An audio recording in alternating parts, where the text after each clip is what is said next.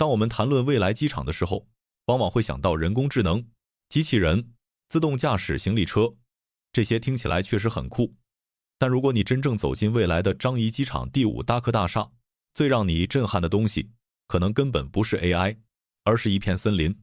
想象一下，你刚下飞机，头顶不是冰冷的钢结构，而是一个巨大的自然采光穹顶，阳光穿过屋顶，像被筛过一样温柔地洒进大厅，四周被层层绿植包围，空气中带着泥土和叶片的气息，远处甚至能看到一整片室内花园。这一刻，你很难相信自己正待在一座超级交通枢纽里，反而更像走进了一座未来植物园。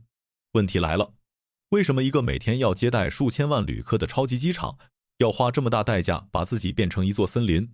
今天我们就来拆解 T5 身上那个最容易被忽略，却可能最超前的一项黑科技——未来机场建筑革命。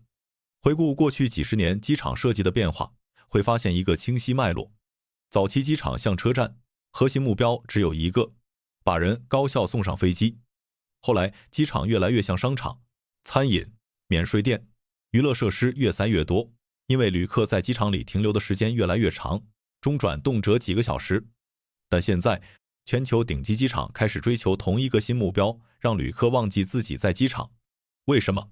因为现代机场实在太大了，空间压抑，灯光刺眼，空气沉闷，人的焦虑和疲劳感会迅速上升。大量研究发现，自然光、绿植和水景能显著缓解人的紧张情绪。于是建筑师开始思考，如果把一座公园甚至一片森林直接搬进机场，会怎样？一种新理念由此诞生，未来机场不只是交通设施，更应该是让人放松的体验空间。而樟宜机场 T5 正是这一理念目前最先进的集大成者。从空中俯瞰未来的 T5， 最吸引眼球的肯定是它的屋顶。很多人以为屋顶就是防雨的外壳，但对于 T5 来说，屋顶本身就是一套复杂的科技系统。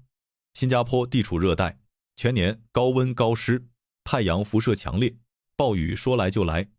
如果大量用玻璃，建筑内部会迅速升温，空调能耗暴涨。如果完全封闭，又失去自然采光，旅客像待在地堡里。设计师必须找到一个极致的平衡点，让阳光进来，但热量别跟着进来。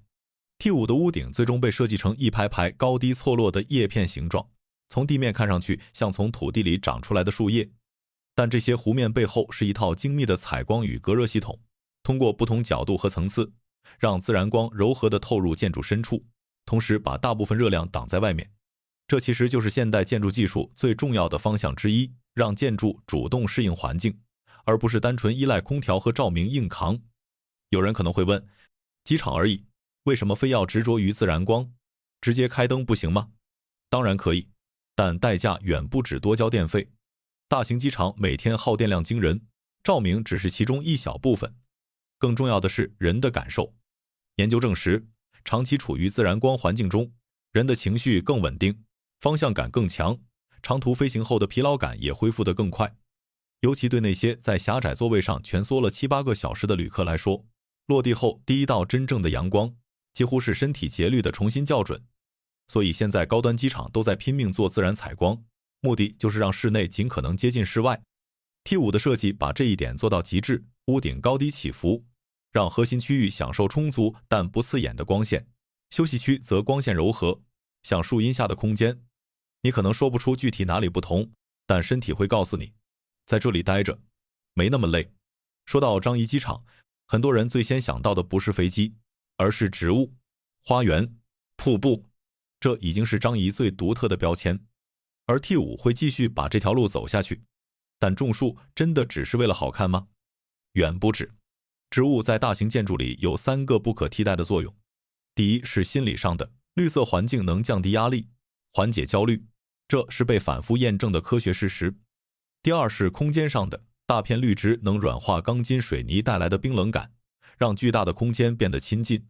第三是微气候上的，叶片通过水分蒸发，能让局部空气更湿润，温度更柔和，正好对抗干燥的空调风。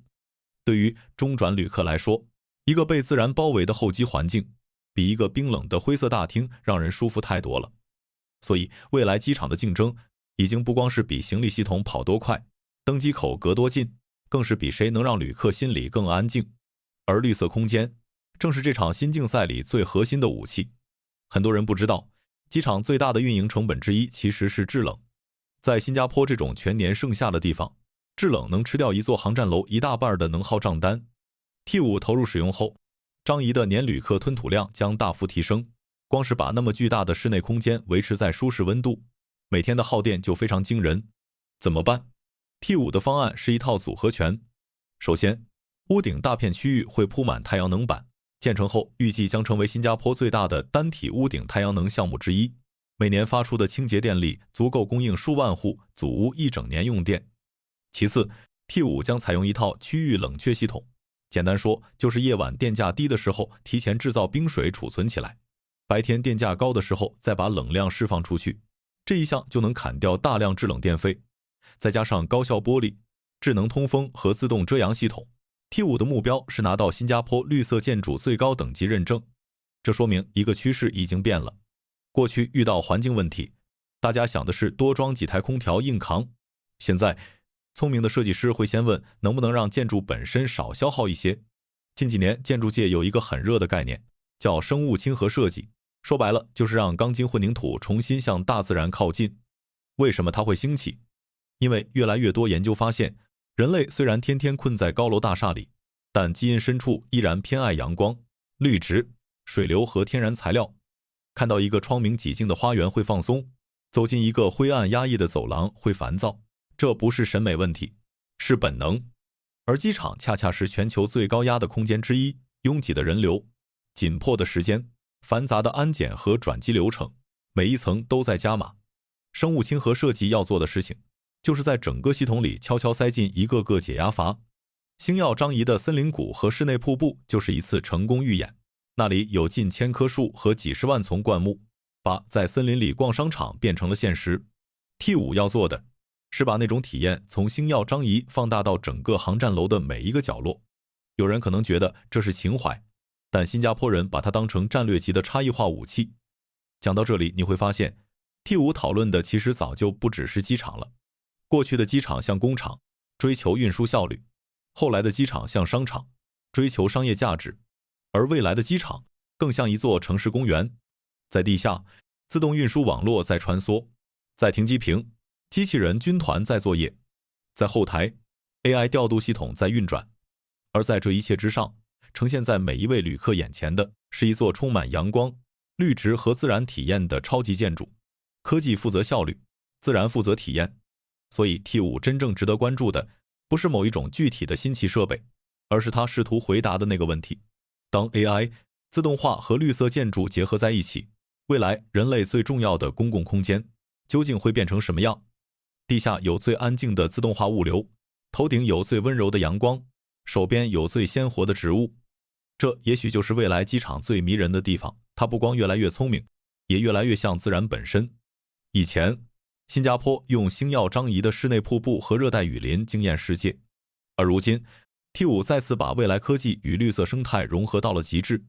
当你未来再次落地新加坡时，你最期待在 T5 这座超级森林里体验到什么？是漫步在科技与自然交织的屋顶花园，还是感受最前沿的人性化低碳黑科技？欢迎在评论区分享你的期待。